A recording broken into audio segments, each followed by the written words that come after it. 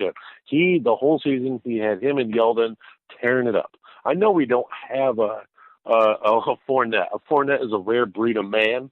I get that because it's like a horse with Wait a second. a man attached to it. Fournette, now, if you look at Fournette's, his RAS score and his testing numbers, again, Williams, the rookie, much more impressive. I don't even want to compare Dexter to Fournette. Fournette's he ran a 4.5 at what, was it 250? And what has he produced? Because if you're going to give me his rookie season and just having 1,200 some yards, I can give you. No, not his rookie season. The season after in 17. Yeah, but even then he hasn't. Look, in this day and age, impressive. We got to get 1,600 yards or more for you to start impressing me. It's too easy. I can give you Reuben Jerome. I'm not saying. I can name off thousands of guys that have 1,200 rushing yards. Hell, we had 2 seasons with Ryan Grant, that's all. He had 2 seasons and he had 1,200 rushing yards. To me, that Fournette, I think, was overdrafted, overhyped, and is still overhyped to this day. And another guy that has mental issues and just taps out way too easy. I would rather have a guy that is under the radar like a Williams that shows me a hell of a lot more pop flash, and Fournette doesn't carry that 235 well. He's always injured. Let's be real. No, I'm not saying. I'm just saying he's an athletic freak of nature. I didn't say his 18 season was amazing. It wasn't because he was injured all season. All I'm saying was Nathaniel Hackett used the running game properly for that offense with Blake Bortles, mind you. So if he can get Blake Bortles to do that and get them to an AFC championship, I know the wild card game against the Bills wasn't pretty, but Bortles still fucking did what he had to do. Guess what? Rodgers. Hackett wasn't working with much down there. He really wasn't. That's what I'm saying. Hackett didn't have much. Big connection too. Mercedes Lewis worked with Hackett too. Mercedes Lewis knows how Hackett runs the system, and that's going to be huge, teaching these other guys how LaFleur, Hackett are going to put their system together for Rodgers. Well, and I think too. I believe that. I think that when guys talk about the offenses that were where they were ranked and what they did when we're talking about our young coaching staff, the first thing I think of is and yet Mike McCarthy had the 32nd ranked offense in San Francisco the year before he got it. And again, when you look at what he was working with in San Francisco, and then when he came to Green Bay, what he had, it's it's not always about the system not working, because again, we also saw when McCarthy had all that talent, how that simplified system that, didn't really scheme for people to help them, how great it did. And then again, when the talent was devoid, how crappy the offense did. So we kind of got to take that into consideration when we want to judge how, Hackett down here and these offenses and LaFleur in Tennessee last year and what their rank and stuff. Different personnel, not as talented. The most important position definitely is 100-fold better for these guys. So, mind you, Tennessee was one game out of making the playoffs with Blaine Gabbert. LaFleur had the offense actually producing. Tom Brady. Yeah. Oh, yeah. What was that game, 33-3 or something like that? Yeah, that was Tennessee put a whooping on that. Yeah.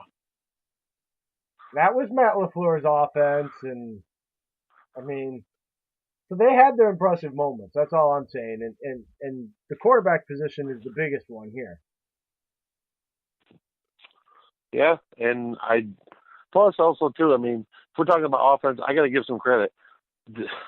I think the linebackers coach that came over from the Skins is going to be big because Preston Smith is here and he's worked with them before. If you notice, the coaches we picked have connections to certain players that have been somewhere before. So, they can help introduce certain things that's worked for them. Preston Smith, perfect example on the linebackers coach.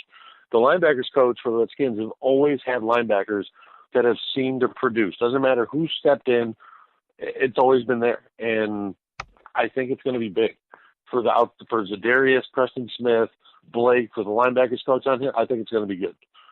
I think Pettin is so giddy right now, just drawn. I think we're going to see new plays designed by Pettin this year because the amount of versatility we have on every level.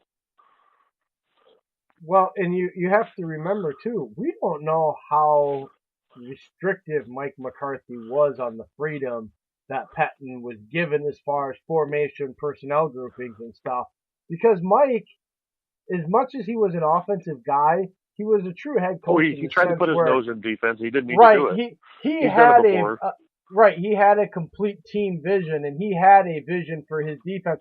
Because remember, it wasn't Dom Capers that decided that they were going to run a bunch of 4-3 at the beginning of the 14 season. It was Mike McCarthy saying, we're going to run 4-3 and we're going to implement it into our 3-4 look because when we face these certain teams that are run dominant, we need that extra. And it lasted 2 games, was a freaking terrible idea. Guys were just completely confused on what the hell they were supposed to be doing. And that's what I mean about Mike. He was a true head coach in the sense, but it wasn't always necessarily done in the right manner. So we have no idea what I think LaFleur is the type that is, as a young head coach, much more receptive and open to a guy like what McVay kind of had with has out there with Wade Phillips. He might say, well, we need to watch this or give, Wade ideas of what he overall. But really, Wade, it's Wade's defense. And I think that's the thing that's going to be curious for me this year is, are we really going to see Pettin's true defense where he's got more control over all that stuff now, whereas I think his hands were a little tied with Mike McCarthy, honestly, dude. No, I agree, and I think Pettin now, like I say, is giddy. He's got the LaFleur said when he came to Green Bay, if I'm coming here, I want to keep Pettin specifically. He was excited about that. So the fact of that means he's going to let Pettin go reign free, and that's going to be amazing. I am so ready to see this defense. Do we see the psycho package with 1 down lineman and like 6 standing defensive? I don't think it's going to be a psycho package. I don't even expect anybody to be on the line, Jay. I'm expecting like 7 rushers standing up. That's what I'm expecting from Mike Pettin because he has the balls to do it.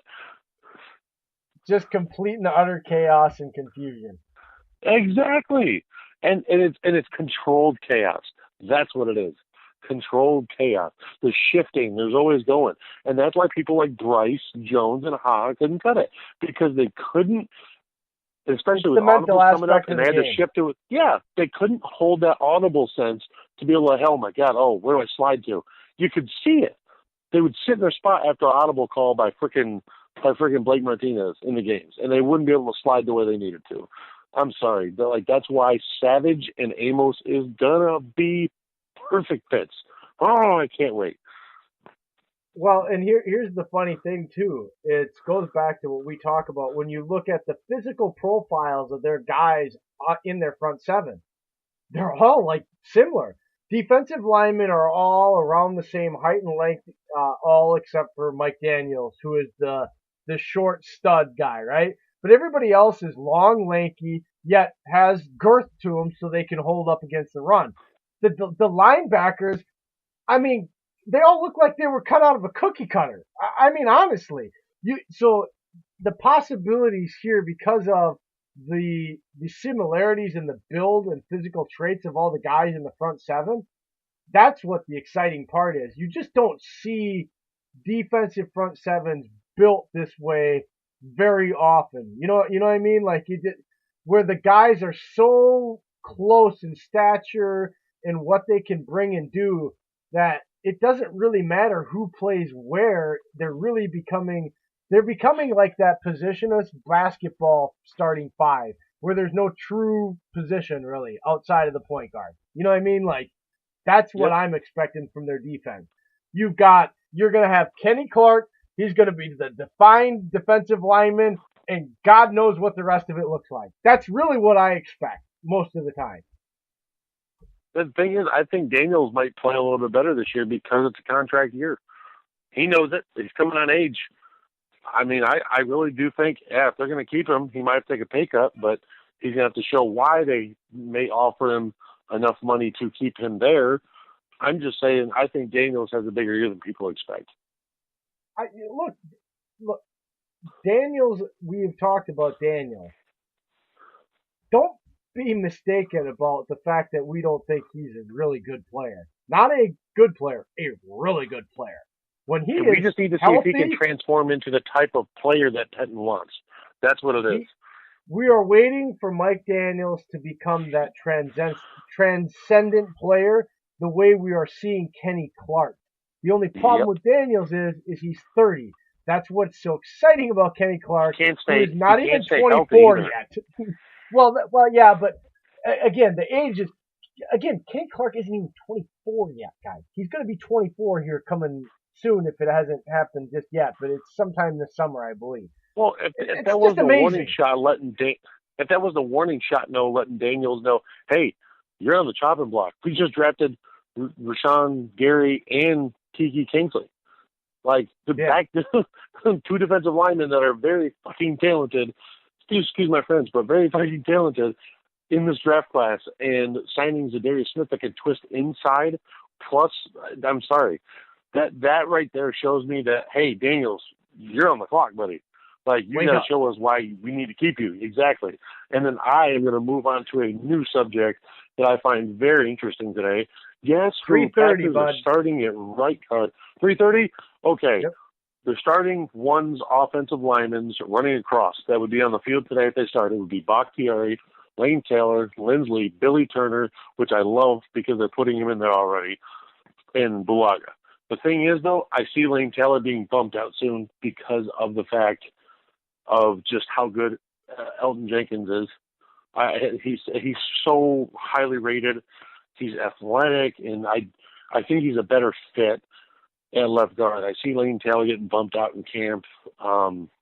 Left is a depth guy. Lane Taylor's a team guy, and I see him staying on the team, but I see Elton Jenkins going into training camp as a starting left guard. Well, we've seen this team over the last 2 years, especially 3 years going back. Really, let's say 3 years.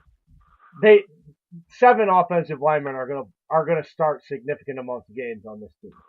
Okay, so Lane Taylor, whether or not he starts the season or starts a lot of games, he will be starting if he's on this team at a guard position at some point in this season. I mean, you know what I mean? Like, we can almost guarantee that. I mean, you can almost guarantee that. 7 offensive linemen, But Elton Jenkins hasn't missed time either. That's the thing. He wasn't injured at all in college, and that's what I love. He's durable, and he only gave up 1 sack. Yes, but my point is though is that even if it's a tackle, Jenkins or Turner at the guard position can swing to that tackle, and then that opens up a spot at guard. Taylor's first guard in at this point. You know what I'm saying? Bulaga, we have Madison Bulaga to me is the most likely biggie. guy to get hurt first, and that just opens up a guard spot because whoever's replacing Bulaga, I believe, is coming out of one of those 2 starting guard spots because maybe they give Cole Madison a right guard spot, leave Jenkins at the left, and then move Turner over to the right. And if that happens, Lane Taylor in the round. If Cole Madison and Jenkins both can beat out Lane Taylor for a spot, then you can almost guarantee that Lane Taylor is not making this 53-man roster. I mean, that's the scenario there. Yeah, and I love Taylor's team mentality. Taylor's team mentality. I feel higher on Madison coming back and Jenkins. That's just me. Thank you for listening, folks. I am glad to be back on the air with Jay, talking some Packers football. Here is Jay to close out the show. Y'all Packers have a good night. All right, you guys, follow us on Twitter. It is at First and Goal Pod. Get us on Facebook at First and Goal Pod 33 at Facebook.com. We're on SoundCloud, Tumblr, YouTube, Twitter. There's all kinds of places. Spotify. Search First and Goal. Email the show, firstandgoalradio@yahoo.com. Thanks a lot. We'll be back on Thursday night, depending on what time my kid's baseball game gets done. Thanks a lot for listening, folks. Go Pack Go. Go Pack, go.